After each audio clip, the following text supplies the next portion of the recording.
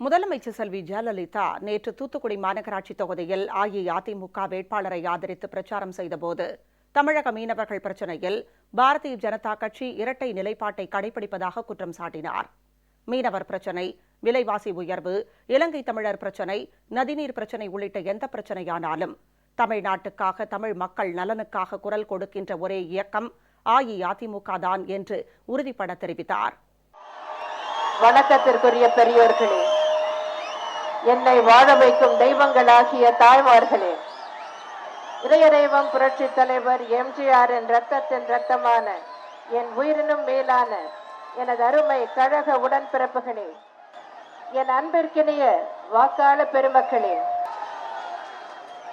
நடந்து முடிந்த மக்களவை தேர்தலில் அனைத்திந்திய அண்ணா திராவிட முன்னேற்ற கழக வேட்பாளரை அமோக வெற்றி பெற செய்த உங்கள் அனைவருக்கும் எனது மனமார்ந்த நன்றியினை இந்த நேரத்தில் தெரிவித்துக் கொள்கிறேன். தூத்துக்குடி மாநகராட்சி மேயர் பதவிக்கான இடைத்தேர்தல் 18/9/2014 அன்று நடைபெற இருக்கிறது. இந்த தேர்தலில் அனைத்திந்திய அண்ணா திராவிட முன்னேற்ற கழக வேட்பாளருக்கு வாக்கு சேகரிப்பதற்காக நான் இங்கே வந்திருக்கிறேன். எனது ஆட்சியின் 3 ஆண்டு கால சாதனைகளை எடை போட்டு அதன் மூலம் அனைத்திந்திய அண்ணா திராவிட முன்னேற்ற கழகத்தை டெல்லிக்கு வெற்றி நடை போட வைத்தீர்கள். மற்ற கட்சிகளுக்கு அரசியலில் இருந்து நிரந்தர விடை கொடுத்து வைத்தீர்கள். இதன் எதிரொலியாக அனைத்து கட்சிகளும் இடைத்தேர்தலுக்கு விடை கொடுத்து விட்டனர். சுயேட்சைகளும் எந்த தேர்தல் என்றாலும் அதில் பங்கு பெற வேண்டும் என்ற கொள்கை உடைய தேசிய கட்சியும் தான் தேர்தல் களத்தில் இருக்கின்றன. உள்ளபடியே சரியான போட்டியாளர் என்று பார்த்தால் உங்கள் நலன்களை காக்கும் அனைத்திந்திய அண்ணா திராவிட முன்னேற்ற கழகம் மட்டுமே களத்தில் இருக்கிறது. மாநகராட்சி தேர்தலில் தேசிய கட்சிக்கு வாக்களிப்பதால் எந்த பயனும் ஏற்படாது. தேசிய கட்சிகளை பொறுத்தவரை தமிழ்நாட்டில் ஒரு தலைமை, டெல்லியில் ஒரு தலைமை. தமிழ்நாட்டில் ஒரு நிலைப்பாடு, டெல்லியில் ஒரு நிலைப்பாடு. மீனவர்கள் நிறைந்த பகுதி தூத்துக்குடி. எனவே உதாரணத்திற்கு மீனவர் பிரச்சனையை எடுத்துக்கொள்வோம். தமிழ்நாட்டு மீனவர்களை இலங்கை கடற்படையினர் தொடர்ந்து துன்புறுத்துவதும், சிறைபிடிப்பதும், அவர்களது படகுகளை பிடித்து வைத்துக் கொள்வதும் வாடிக்கையாக நடந்து கொண்டு வருகிறது. இந்த பிரச்சனைக்கு நிரந்தர தீர்வு காண வேண்டும் என்று நான் பாரத பிரதமர் அவர்களை நேரிலும் கடிதங்கள் வாயிலாகவும் வற்புறுத்தி வருகிறேன். இதன் காரணமாக மீனவர்கள் விடுவிக்கப்படுகின்றனர். இந்த பிரச்சனையில் தமிழக பாரதிய ஜனதா கட்சியின் நிலைப்பாடு என்ன? தமிழக மீனவர் பிரச்சனைக்கு நிரந்தர தீர்வு காணப்பட வேண்டும் என்று தமிழக பாரதிய ஜனதா கட்சியினர் கூறி வருகின்றனர். ஆனால் அதே கட்சியைச் சேர்ந்த மூத்த தலைவர் ஒருவர் தமிழக மீனவர்களுக்கு எதிராக நடந்து கொள்கிறார். தமிழக மீனவர்களின் படகுகளை திருப்பிக் கொடுக்க தான் தடை போட்டதாக மார்தட்டிக் கொள்கிறார். இது குறித்து தமிழக பாரதிய ஜனதா கட்சி அவருக்கு கண்டனம் கூட தெரிவிக்கவில்லை. மத்திய அரசோ மௌனம் காக்கிறது. எப்படிப்பட்ட இரட்டை நிலைப்பாடுடைய கட்சிக்கு வாக்களிப்பது என்பது தமிழக மக்களுக்கு எந்த விதத்திலும் நன்மை பயக்காது என்பதை நீங்கள் புரிந்து கொள்ள வேண்டும். எனவே பாரதிய ஜனதா கட்சிக்கு வாக்களிப்பதால் உங்களுக்கு எந்த விதமான நன்மையும் ஏற்படாது. உங்களுக்காக, உங்களின் நலன்களுக்காக போராடுகின்ற ஒரே இயக்கம் அனைத்திந்திய அண்ணா திராவிட முன்னேற்ற கழகம் தான்.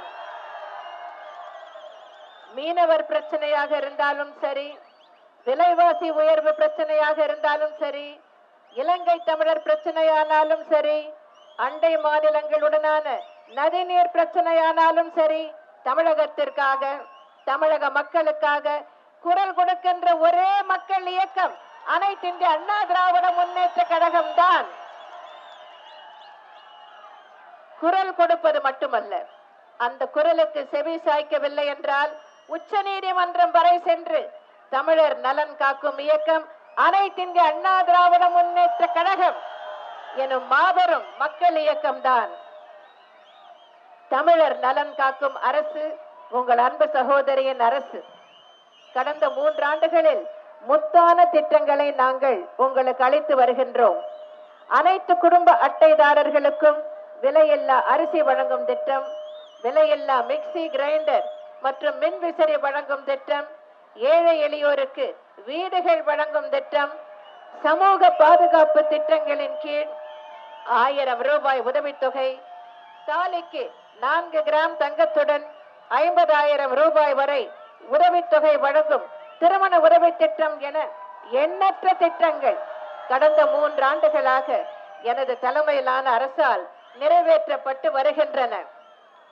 மத்திய அரசின் தவறான பொருளாதார கொள்கைகள் காரணமாக உயர்ந்து வரும் விலைவாசியில் இருந்து ஏழை மக்களை காப்பாற்ற என்னென்ன திட்டங்களை செயல்படுத்த முடியுமோ அவற்றையெல்லாம் செயல்படுத்தி கொண்டிருக்கிறோம்.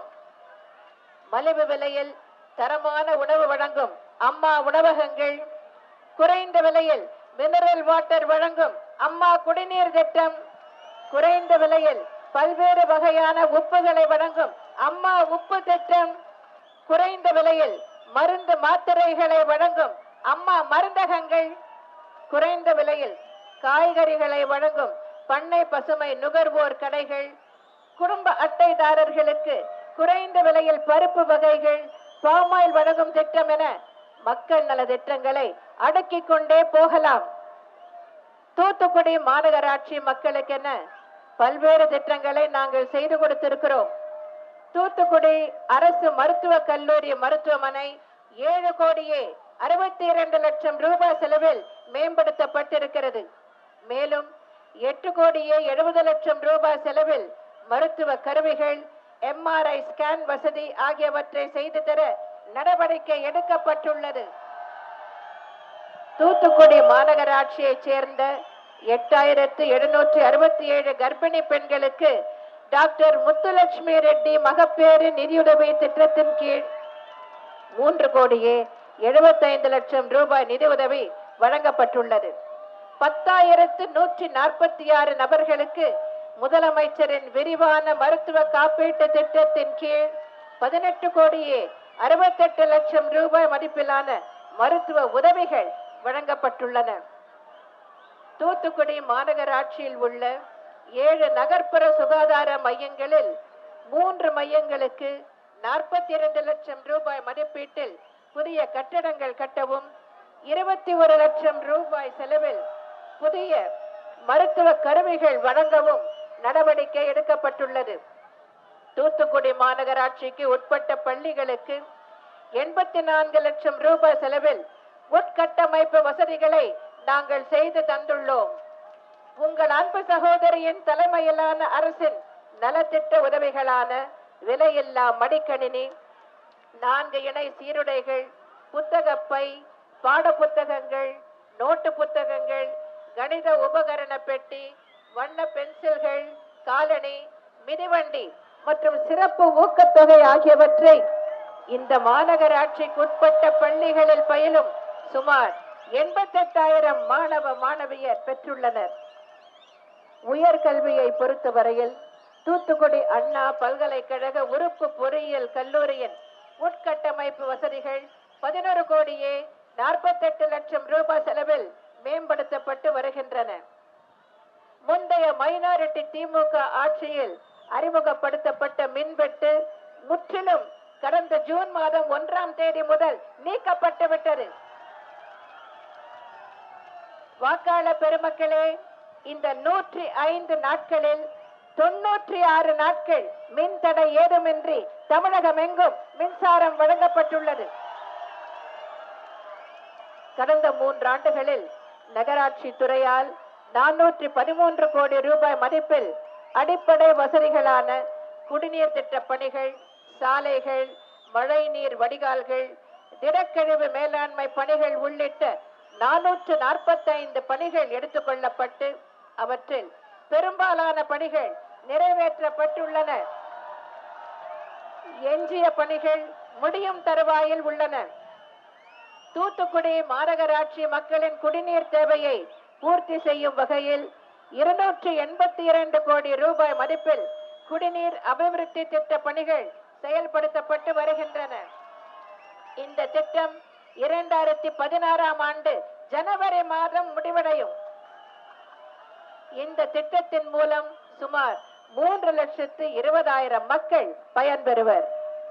நான் 3வது முறையாக ஆட்சி பொறுப்பேற்ற பிறகு தூத்துக்குடி மாநகராட்சியுடன் 5 ஊராட்சிகளை இணைத்துள்ளேன்.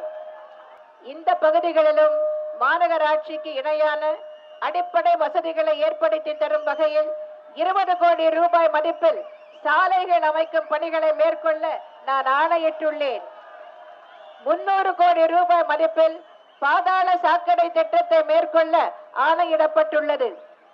தூத்துக்குடி மாநகராட்சி பகுதியில் 10 அம்மா உணவகங்கள் மூலம் ஏழை எளிய மக்களுக்கு மிக குறைந்த விலையில் தரமான உணவு வழங்கப்பட்டு வருகிறது. நெடுஞ்சாலை துறையின் கீழ் கடந்த 3 ஆண்டுகளில் 11 கோடியே 81 லட்சம் ரூபாய் செலவில் 14 கிலோமீட்டர் சாலைகள் போடப்பட்டுள்ளன. மேலும் தூத்துக்குடி நகரத்திற்கு முதற்கட்டமாக வட்ட மற்றும் ஆரச்சாலைகள் அமைக்க விரிவான திட்டம் தயாரிக்கும் பணி நடைபெற்று வருகிறது. தூத்துக்குடி கொல்லம் சாலை மற்றும் மதுரை தூத்துக்குடி சாலை ஆகியவை அகலப்படுத்தப்பட்டு புதுப்பிக்கப்பட்டுள்ளன. இந்த மாநகராட்சி பகுதியில் பண்ணை பசுமை நுகர்வோர் கடை துவக்கப்பட்டுள்ளது. இதன் மூலம் குறைந்த விலையில் காய்கறிகள் மக்களுக்கு கிடைக்க வழிவகை செய்யப்பட்டுள்ளது. இந்த மாநகராட்சி பகுதியில் 1932 நபர்களுக்கு பல்வேறு ஓய்வூதிய திட்டங்களின் கீழ் மாதம் 1000 ரூபாய் வழங்கப்பட்டு வருகிறது. 8125 மீனவ குடும்பங்களுக்கு 7 கோடியே 72 லட்சம் ரூபாய் மதிப்பிலான நிவாரண உதவிகள் வழங்கப்பட்டுள்ளன. திரேஸ்புரத்தில் 16 கோடியே 56 லட்சம் ரூபாய் செலவில் நவீன வசதிகளுடன் கூடிய மீன் இறங்குதளம் அமைக்கும் பணிகள் நடைபெற்று வருகின்றன. தூத்துக்குடி மீன்பிடி துறைமுகம் 12 கோடியே 5 லட்சம் ரூபாய் செலவில் நவீனமயம் ஆக்கப்பட்டு வருகிறது. இப்படி உங்கள் நலனே எனது நலன் என செயல்பட்டு கொண்டிருக்கும் அரசு எனது தலைமையிலான அரசு. தன்னலமற்ற முறையில் மக்களுக்காகவும் நாட்டுக்காகவும் சேவை செய்வதையே குறிக்கோளாக கொண்டு நான் செயல்பட்டு வருகிறேன்.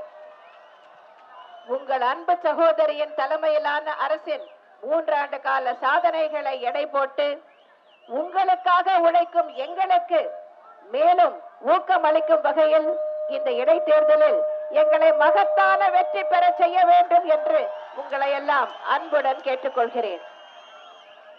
தூத்துக்குடி மாநகராட்சியில் தொடர்ந்து உங்கள் அன்பு சகோதரியின் அரசாட்சி என்பதை நீங்கள் நிலைநாட்டிட வேண்டும் என்று கேட்டுக்கொள்கிறேன். அனைத்திந்திய அண்ணா திராவிட முன்னேற்ற கழகத்தின் சார்பில் தூத்துக்குடி மாநகராட்சி மேயர் பதவிக்கான தேர்தலில் கழக பொதுக்குழு உறுப்பினரும் மாவட்ட மகளிர் அணி இணை செயலாளருமான அன்பு சகோதரி திருமதி APR அந்தோனி கிரேசி அவர்கள் போட்டியிடுகிறார். 1972 முதல் தொடர்ந்து மக்களுக்கு தொண்டாற்றி வரும் இவர் உங்கள் நலனுக்காக பாடுபடுவார். உங்களையே சுற்றி சுற்றி வந்து உங்கள் குறைகளை கேட்டறிந்து அதற்கேற்ப செயல்படுவார் என்ற உத்தரவாதத்தை நான் உங்களுக்கு அளிக்கிறேன்.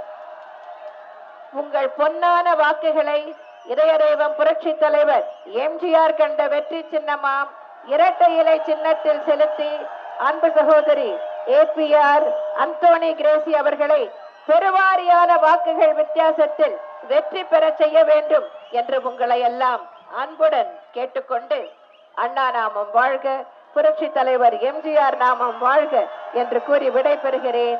நன்றி, வணக்கம்.